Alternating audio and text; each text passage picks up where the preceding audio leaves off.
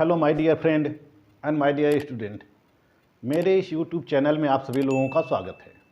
जैसा कि मैं आप लोगों को इस समय वेस्टर्न पॉलिटिकल थॉट के बारे में बता रहा हूँ, पाश्चात्य राजनीतिक चिंतन, या इसको हम पाश्चात्य राजनीतिक विचारक भी कहते हैं।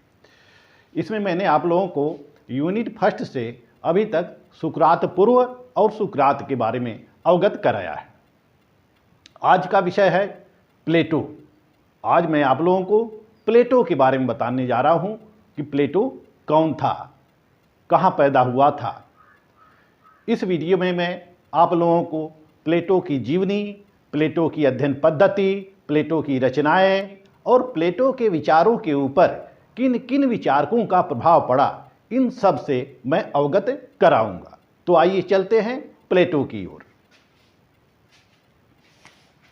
प्लेटो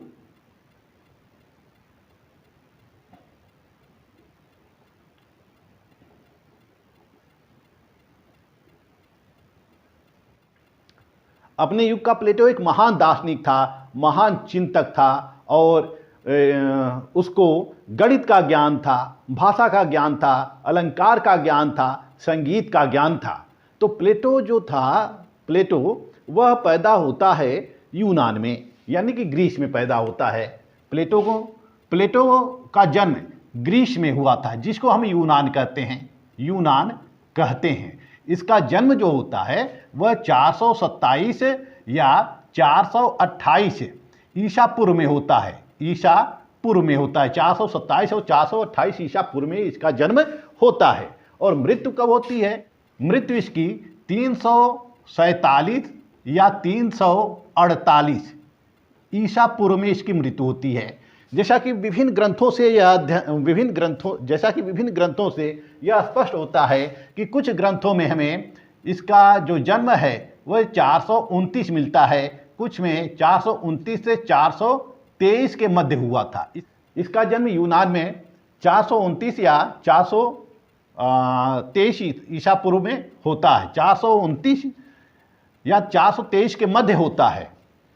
वैसे सबसे प्रमाणिक जो जन्म तिथि है उसकी 428 मानी जाती है, या 427 या 428 मानी जाती है। तो प्लेटो का जन्म ग्रीस के एथेंस में होता है। एथेंस, इसका जन्म कहाँ होता है? एथेंस में होता है।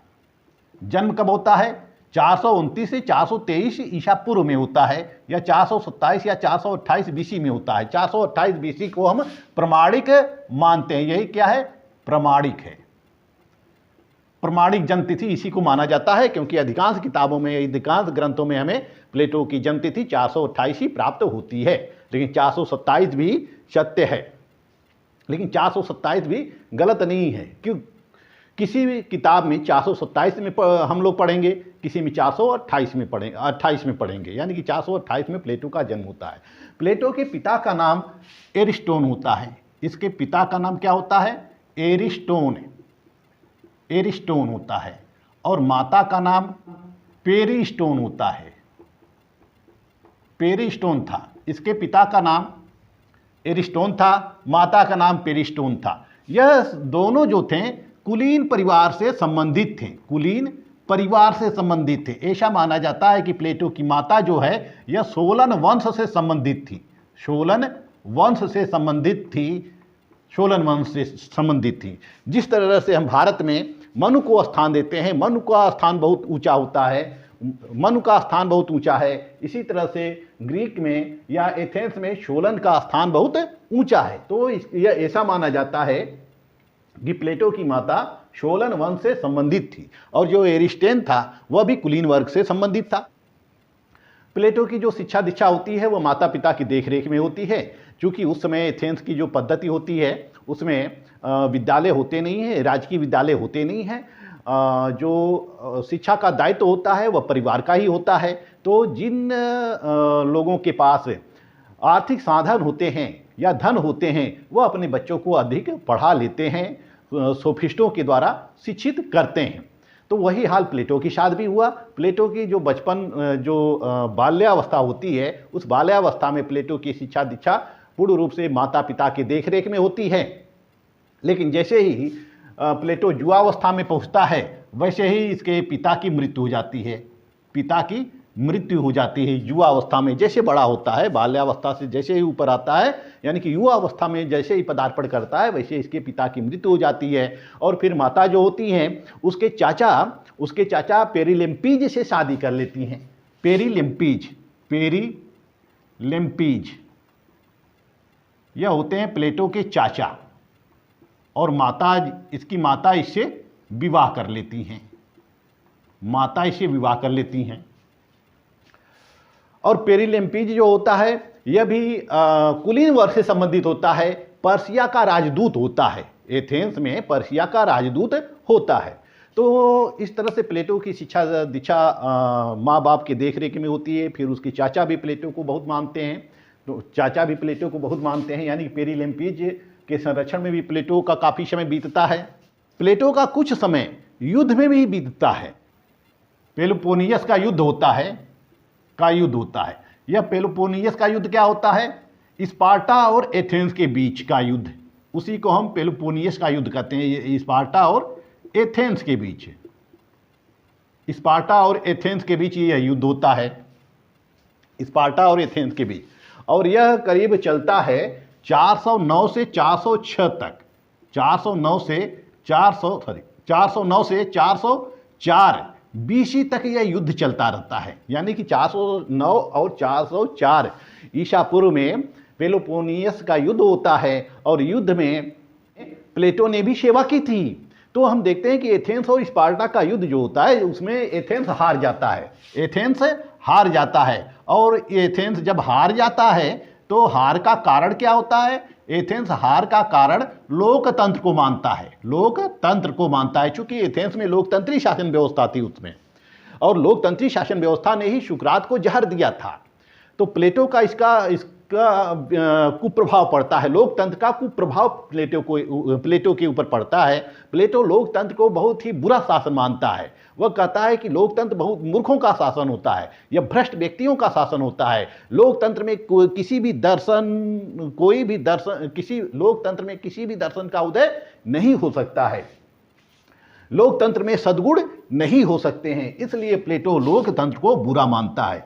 अब जब स्पार्टा और एथेंस की लड़ाई होती है, एथेंस हार जाता है, तो एथेंस में अब ओलिगार्की की स्थापना होती है, यानी कुलीन तंत्र की स्थापना होती है। कुलीन तंत्र की स्थापना हो जाती है एथेंस में,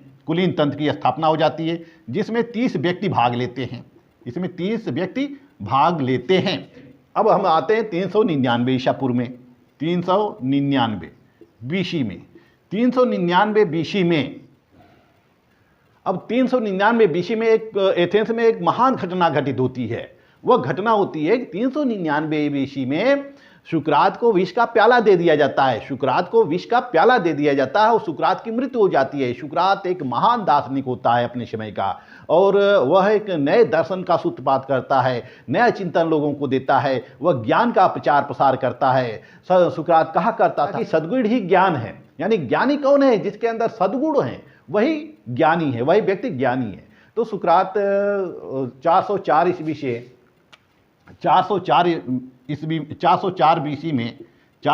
बीसी में वह सुकरात को अपना गुरु मान लेता है। किसको? सुकरात को गुरु मान लेता है अपना। जब सुकरात को गुरु मान लेता है तो अब सुकरात के संरक्षण में रहता है, सुकरात की शिक्षाओं को ग्रहण करता है। और लेकिन सुकरात के ऊपर 3 आरोप लगते हैं, जैसा कि पिछले वीडियो में मैं बता चुका हूं। तो ये तीनों आरोपों के कारण सुकरात को मृत्युदंड की सजा सुना दी जाती है, मृत्युदंड हो जाता है, मृत्युदंड की सजा सुना दी जाती है। और 399 ईसा पूर्व में सुकरात को विषपान करना पड़ता है, विष का प्याला पिलाकर उसकी यह लीला समाप्त कर दी जाती है। अब जब सुकरात की मृत्यु हो जाती है तो सुकरात की मृत्यु से प्लेटो के ऊपर गहरा प्रभाव पड़ता है। प्लेटो व्यथित हो जाता है, दुखित हो जाता है। वह एथेंस के शासन को उचित नहीं मानता है। वह कहता है कि एथेंस के शासन में सभी भ्रष्ट लोग हैं जिनको ज्ञान नहीं है। अब सुकरात की मृत्यु के पश्चात वो 12 वर्षों तक इधर उधर घूमता रहता है। सुकरात की मृत्यु के पश्चात 12 वर्षों तक वह इधर उधर घूमता रहता है, यानी कि 399 बीसी से 387 ईसा पूर्व तक वह इधर उधर घूमता रहता है। यह घूमने का काल उसका होता है, घूमता रहता है। वह कहाँ कहाँ घूमता है? मेगारा जाता है, मेगारा की यात्रा करता है, और मिस्र की यात्रा करता है, मिस्र की यात्रा करता है, सिसिली की यात्रा करता है, इटली की यात्रा करता है, इटली, मेगारा, मिस्र, सिसिली, इटली और साइरिन की यात्रा करता है। यानी कि प्लेटो 12 वर्षों तक विभिन्न देशों की यात्रा पर जाता है। ऐसा माना जाता है कि प्लेटो भारत भी आया था और भारत आकर अध्यात्म के बारे में वह जाना था, अध्यात्म के बारे में वह अवगत हुआ था। जब प्लेटो घूमता रहता है तो घूमने के पश्चात वह फिर एथेंस चला जाता है। 386 में वह एथेंस चला जाता है, और 386 में जब एथेंस चला जाता है, एथेंस पहुंच जाता है, यानी कि अपने कंट्री पहुंच जाता है, तो अपनी कंट्री जाकर वह एक शिक्षालय की स्थापना करता है, जिसको हम एकेडमी कहते हैं। एकेडमी की स्थापना प्लेटो ने करीब 386 बीसी में की थी। 386 बीसी या कहीं कहीं या 385 बीसी भी मिलता है, 385 बीसी भी मिलता है। तो 386 बीसी में प्लेटो ने एथेंस में एक विश्वविद्यालय की स्थापना की थी, और यह विश्वविद्यालय उस समय का विश्व का पहला विश्वविद्यालय था, जहां पर हर विषय की शिक्षा दी जाती थी। वहाँ गणित की शिक्षा दी जाती थी, ज्यामिति, दर्शन, राजनीति, नीति शास्त्र, अलंकार शास्त्र, भौतिक विज्ञान इत्यादि विभिन्न विषयों, संगीत कला इत्यादि विभिन्न विषयों की शिक्षा दी जाती थी। और प्लेटो के शिक्षालय के, यानी कि प्लेटो के जो विश्वविद्यालय था प्लेटो का, उसके द्वार पर लिखा हुआ था, जिन्हें गणित और दर्शन का ज्ञान न हो वह इस विश्वविद्यालय में प्रवेश न करें। जिन्हें गणित और दर्शन का ज्ञान न हो वह इस विश्वविद्यालय में प्रवेश न करें। तो इस तरह से विश्वविद्यालय की स्थापना करके उसने एक मिसाल कायम की, और सारे एथेंस के लोग और एथेंस के बाहर के लोग भी इस एकेडमी में पढ़ने आते थे। तो प्लेटो ने दर्शन की स्थापना की, और दर्शन में आदर्शवाद को स्थापित किया, और आदर्शवाद का प्रथम प्रतिपादक प्लेटो को माना जाता है। प्लेटो को आदर्शवाद का प्रथम प्रतिपादक माना जाता है। और प्लेटो ने अपने जीवन में करीब 38 किताबें लिखी, 38 किताबें लिखी अपने जीवन में, 38 किताबें लिखी, यानी कि 36 या 38 किताबें लिखी प्लेटो अपने जीवन में, जिनमें जो उसके 28 किताबें हैं, इसी को प्रमाणिक माना जाता है। 28 किताबों को ही प्रमाणिक माना जाता है कि 28 किताबों को ही प्लेटो ने लिखा है। तो प्लेटो ने विभिन्न दर्शन का प्रतिपादन किया। उसको वो दर्शन का गहरा ज्ञान था, फिलॉसफी का गहरा ज्ञान था, और ज्यामिति का ज्ञान था, राजनीति का ज्ञान था। और प्लेटो ने दर्शन के आधार पर अपने सिद्धांतों का प्रतिपादन किया। आइए देखते हैं कि प्लेटो के ऊपर किन किन विचारकों का प्रभाव पड़ा। जैसा कि प्लेटो ने अध्ययन करते समय विभिन्न विचारकों, अपने पूर्व के विभिन्न विचारकों के कृतियों का अध्ययन किया, उनके सिद्धांतों का अध्ययन किया, उनके दर्शन का अध्ययन किया। तो प्लेटो के विचारों पर जो प्रभाव होता है वह विभिन्न विद्वानों का पड़ता है। पहला प्रभाव पड़ता है पाइथागोरस का। हम पाइथागोरस को बहुत अच्छी तरह से जानते हैं। अगर पाइथागोरस का नाम लेते हैं तो हमें पाइथागोरस का प्रमेय याद आ जाता है। पाइथागोरस का प्रमेय याद आ जाता है। तो पाइथागोरस का उन्होंने अध्ययन किया। जैसा कि पाइथागोरस ने अपने सिद्धांतों में त्रिवर्गीय विभाजन करता है, तो उस त्रिवर्गीय विभाजन को, पाइथागोरस के त्रिवर्गीय विभाजन को प्लेटो ने राज्य का आधार बनाया। उसी पाइथागोरस के त्रिवर्गीय विभाजन के आधार पर ही प्लेटो ने राज्य के 3 वर्ग बताए हैं, शासक वर्ग, सैनिक वर्ग और उत्पादक वर्ग बताए हैं। और इस तरह से प्लेटो ने पाइथागोरस के आर्थिक तत्वों को भी ग्रहण किया है, धार्मिक प्रवृत्ति को ग्रहण किया है। और जैसा कि पाइथागोरस अमरत्व में आस्था रखता था, पारलौकिकता में आस्था रखता था, गुफा रूपक अवधारणा जो प्लेटो ने लिया है वो सब पाइथागोरस से लिया है। तो पाइथागोरस का प्रभाव प्लेटो के ऊपर व्यापक रूप से पड़ता है। दूसरे विचारक हैं पार्मेनिडीज। पार्मेनिडीज, प्लेटो के विचारों के ऊपर पार्मेनिडीज का भी प्रभाव पड़ता है। जैसा कि पार्मेनिडीज कहता है कि यथार्थ शाश्वत है, यथार्थ शाश्वत है। पार्मेनिडीज कहता है कि यथार्थ शाश्वत है, कालातीत है और सभी परिवर्तन गत्यात्मक है। यानी कि पार्मेनिडीज कहता है कि जो हम आंखों से देखते हैं, जो हम आंखों से देखते हैं वह हमेशा परिवर्तित होता रहता है, यानी कि कालातीत होता रहता है। और जो सभी परिवर्तन है वह गतिशील अवस्था में होते हैं, एक वस्तु का दूसरी वस्तु में रूपांतरण होता रहता है। लेकिन जो यथार्थ होता है, यानी कि यथार्थ जो ज्ञान हमारा होता है वह शाश्वत होता है, उसमें कभी परिवर्तन नहीं होता है। यानी कि जो सृष्टि का नियम है वह कभी परिवर्तित नहीं होता है। तो प्लेटो ने पार्मेनिडीज की अवधारणा को भी अपने अध्ययन में समाहित किया है। तीसरा है हेराक्लिटस। हेराक्लिटस को मैं आपको पढ़ा चुका हूं पिछले वीडियो में। हेराक्लिटस ने निषेधात्मक सिद्धांत दिया।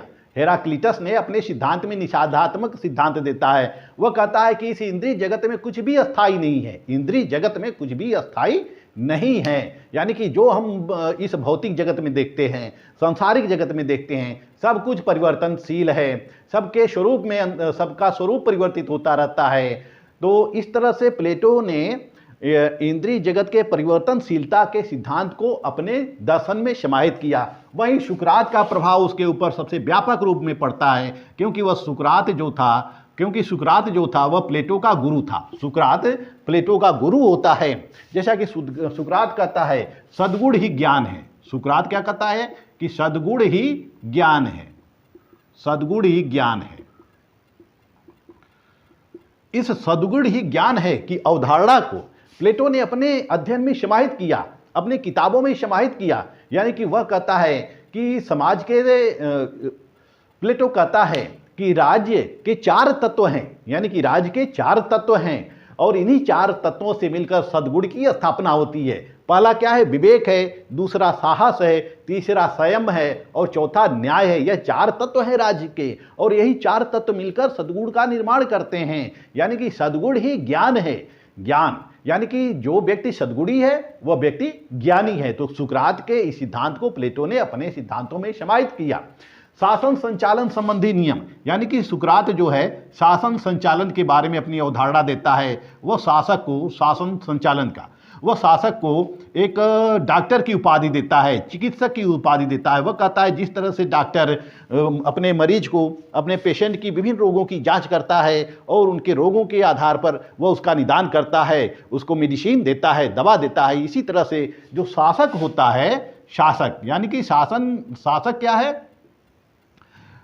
यानी कि शासन क्या है? शासन एक कला है। शासन एक कला है। जिस तरह से कलाकार अपनी कृतियों के द्वारा, अपने अनुभव के द्वारा, अपने विचारों के द्वारा किसी वस्तु को बहुत अधिक सुंदर बनाता है, उसी तरह से डॉक्टर भी अपने ज्ञान के द्वारा मरीज को ठीक करता है, मरीज को उसके रोगों के अनुसार दवा देता है। इसी तरह से शासक भी है। शासक का कार्य है लोक कल्याणकारी कार्य करना, लोक कल्याणकारी कार्य करना, यानी कि लोक कल्याण का कार्य करना। यानी कि अच्छा शासक वही है जो जनता के अनुरूप, परिस्थितियों के अनुरूप शासन करे। तो इस तरह से सुकरात शासक को एक डॉक्टर की उपाधि देता है और वह कहता है कि शासन एक कला है। और इस सारे पद्धति को, सारे विचारों को प्लेटो ने अपने अंदर समाहित किया। इसीलिए मैक्सी का कहना है कि प्लेटो के अंदर सुकरात पुनर्जीवित हो गया। यानी कि मैक्सी कहते हैं कि प्लेटो के रूप में सुकरात ने फिर से जन्म ले लिया।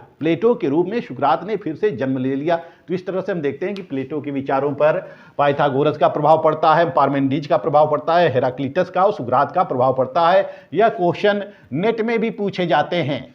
इस पॉइंट को आप लोग मन में बैठा लीजिएगा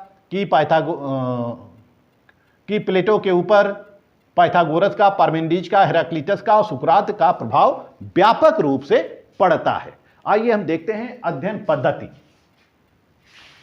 पद्धति। पद्धति। प्लेटो की जो अध्ययन पद्धति होती है वह निगमनात्मक है। निगमनात्मक निगमनात्मक पद्धति को हम दार्शनिक पद्धति भी कह सकते हैं। दार्शनिक पद्धति कह सकते हैं इस, या अंग्रेजी में इसको डिडक्टिव पद्धति कहते हैं, डिडक्टिव मेथड कहते हैं। ये विभिन्न नामों से हम जाते हैं, निगमनात्मक पद्धति, दार्शनिक पद्धति, इसको आदर्शवादी पद्धति भी कहते हैं। और इसमें जो पद्धति होती है वो सामान्य से विशिष्ट की ओर होती है। यानी कि पहले जो चिंतक होता है, जो फिलोसोफर होता है, वह किसी भी बात को, किसी भी सामान्य बात को अपनी चिंतन का आधार बना लेता है और उस सामान्य बात से वह विशिष्ट की ओर बढ़ता जाता है। यानी कि सामान्य से जटिल की ओर उसका चिंतन बढ़ता रहता है। यानी कि यह पूर्ण रूप से आदर्शात्मक है। इस पर चिंतन किया जाता है, मनन किया जाता है। चिंतन और मनन करने के पश्चात कुछ सिद्धांत निकाले जाते हैं। दूसरी उसकी पद्धति जो है वह संवादात्मक शैली है। संवाद या इसको हम द्वंद्वात्मक पद्धति भी कहते हैं। इसको द्वंद्वात्मक पद्धति भी कहते हैं। यानी कि द्वंद्व चलता रहता है, जैसे कि विचारों में द्वंद्व चलता रहता है। सत्य का अन्वेषण करने के लिए, सत्य की अनुभूति करने के लिए, सत्य को जानने के लिए विभिन्न विचारों में अन्वेषण चलता रहता है। विभिन्न विचारों में अन्वेषण चलता रहता है। सत्य का अन्वेषण होता है, सत्य की खोज होती है और सत्य की खोज होते होते वह परम सत्य तक पहुंचता है।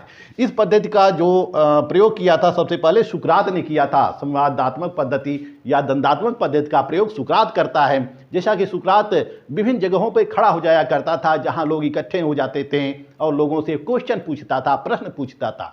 प्रश्नों के माध्यम से वह सत्य का पता लगाता था। तो सुकरात प्रश्नों के माध्यम से सत्य का पता लगाता था। प्लेटो ने भी अपने रिपब्लिक में इस संवादात्मक पद्धति या द्वंद्वात्मक पद्धति का प्रयोग किया है, क्योंकि जैसा कि उसने न्याय के सिद्धांत का विश्लेषण किया है, न्याय के सिद्धांतों में वह विभिन्न विचारकों से, विभिन्न सोफिस्टों से क्वेश्चन पूछता है और क्वेश्चन करके वह सत्य का पता लगाता है। यदि उसके प्रश्न का उत्तर नहीं मिल पाता है तो प्रश्न का उत्तर वह स्वयं बताता है कि उसका आंसर क्या होगा। तो इस तरह से संवाद का मतलब एक दूसरे से संवाद करते हैं, यानी कि संवाद करते करते वह सत्य तक पहुंचने की कोशिश करते हैं। तीसरी जो पद्धति है वह ऐतिहासिक पद्धति है। तीसरी ऐतिहासिक पद्धति।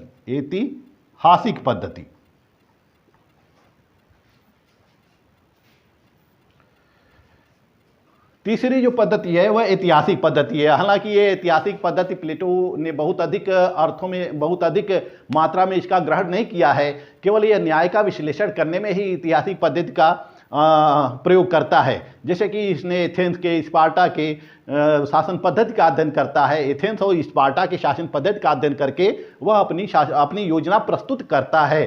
तो इस तरह से हम देखते हैं कि प्लेटो की जो अध्ययन पद्धति है वह निगमनात्मक या दार्शनिक है, संवादात्मक है और ऐतिहासिक पद्धति होती है। आइए चलते हैं प्लेटो की रचनाओं पर। जो भी जानकारी है, जो भी विभिन्न बुक से जो भी जानकारी हमें मिली है, उन जानकारी के आधार पे मैं प्लेटो के कुछ रचनाओं से आपको अवगत कराऊंगा।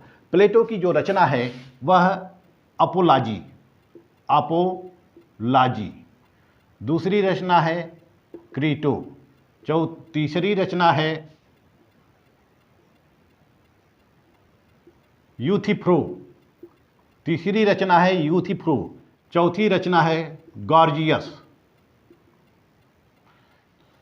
तो इस तरह से प्लेटो की ये रचनाएं हैं। कौन सी है? अपोलॉजी है, क्रीटो है, यूथोफ्रो है, जॉर्जियस है, मीनो है, प्रोटोगोरस है, सिंपोजियम है, फीडो है, सोफिस्ट है। तो ये जो उसकी कुछ रचनाएं हैं, लेकिन जो सबसे महत्वपूर्ण रचना है वह है रिपब्लिक है। दूसरी रचना है स्टेट्समैन है। तीसरी रचना है लाज। ये तीन रचनाएं जिनको हम पढ़ते हैं, राजनीति विज्ञान में जिनका योगदान है और जो राजनीतिक दर्शन को प्रतिपादित करते हैं, रिपब्लिक, स्टेट्समैन और लाज। तो प्लेटो ने अपने जीवन काल में विभिन्न रचनाएं लिखी। करीब उसकी 36 से 38 ग्रंथ मिलते हैं और जिनमें 28 ग्रंथ प्रमाणिक मिलते हैं, जिनमें मैं 12 ग्रंथों को आपको बताया हूँ कि 12 ग्रंथ कौन कौन से हैं। ये प्लेटो की रचनाएं हैं।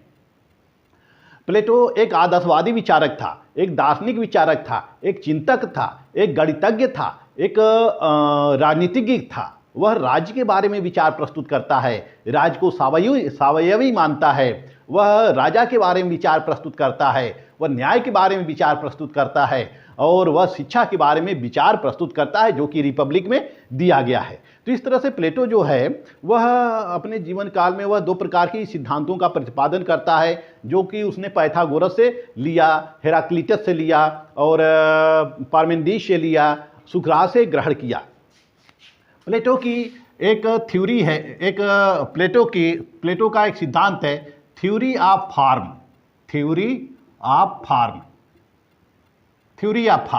इस थ्योरी ऑफ फॉर्म मतलब रूपक सिद्धांत, रूप का सिद्धांत है। इस सिद्धांत के अंतर्गत प्लेटो ने 2 प्रकार के रीलम की बात कही है, साम्राज्य की बात कही है। पहला फिजिकल रीलम और दूसरा स्पिरिचुअल रीलम। फिजिकल रीलम और स्पिरिचुअल रीलम की बात कही है। यानी कि फिजिकल रीलम क्या है? फिजिकल यानी कि भौतिक साम्राज्य या सांसारिक साम्राज्य या लौकिक साम्राज्य की बात करता है प्लेटो, और दूसरा आध्यात्मिक साम्राज्य के बारे में बात करता है।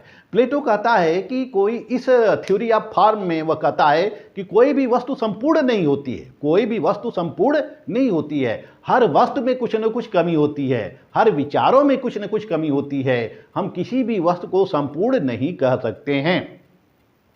यानी कहने का मतलब है कि संपूर्णता किसी वस्तु में नहीं हो सकती है। इस भौतिक जगत में देखते हैं तो वह संपूर्ण भी इस भौतिक जगत में हम जिन वस्तुओं को देखते हैं, मेज, कुर्सी वगैरह जितने भी भौतिक संसाधन हैं, कोई भी संपूर्ण नहीं है। संपूर्णता कहाँ मिलती है हमें? संपूर्णता हमें स्पिरिचुअल रीलम में मिलती है। स्पिरिचुअल रीलम में यानी कि आध्यात्मिक साम्राज्य में संपूर्णता प्राप्त होती है। जिनको आध्यात्मिक क्षेत्रों का ज्ञान प्राप्त हो जाता है तो वह अपने आप में संपूर्ण हो जाते हैं। दूसरा है, इसका जो दूसरा सिद्धांत है एलिगोरी ऑफ केव। इसका जो दूसरा सिद्धांत है एलिगोरी ऑफ केव, जिसको हम कहते हैं गुफा रूपक अवधारणा। वह कहता है कि जो व्यक्ति अज्ञानी होता है वह ज्ञानी होता है, वह उसके अंदर जितना ज्ञान होता है उसी ज्ञान को सत्य समझता है, और इस दर्शन को उसने गुफा के माध्यम से समझाया है। वह कहा है कि एक गुफा है, मान लीजिए कि एक गुफा है, यह एक गुफा है और इस गुफा में यह दीवाल है, इस दीवाल के पीछे यह व्यक्ति बैठे हुए हैं, और यहाँ आग जल रही है।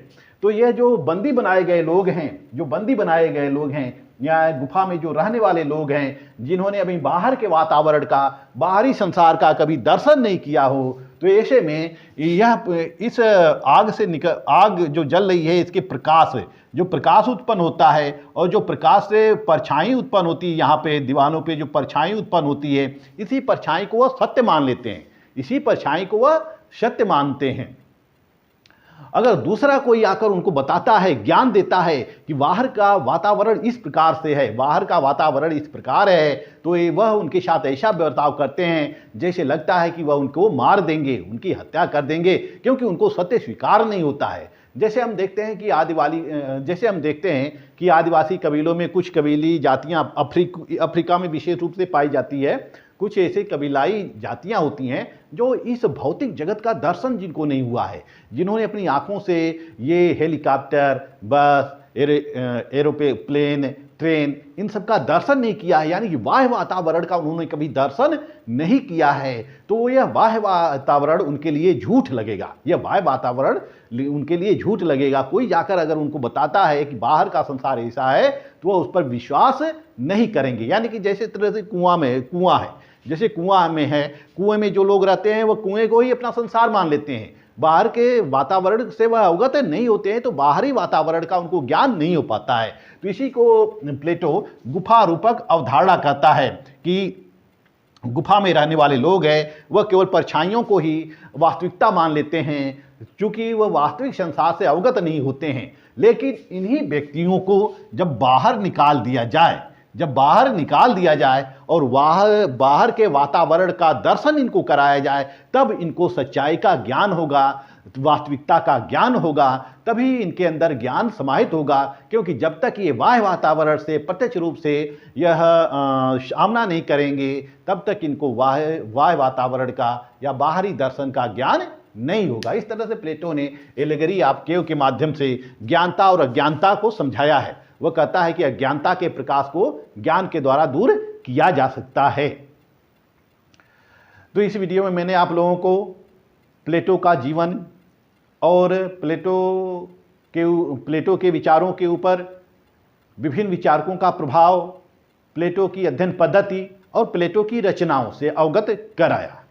मेरा नेक्स्ट वीडियो होगा प्लेटो की रिपब्लिक पर। हम अगले वीडियो में जानेंगे कि रिपब्लिक में है क्या, रिपब्लिक क्यों लिखी और रिपब्लिक में कौन कौन सारी विशेषताएं हैं। तो अगले वीडियो में मैं आपको रिपब्लिक के बारे में बताऊंगा।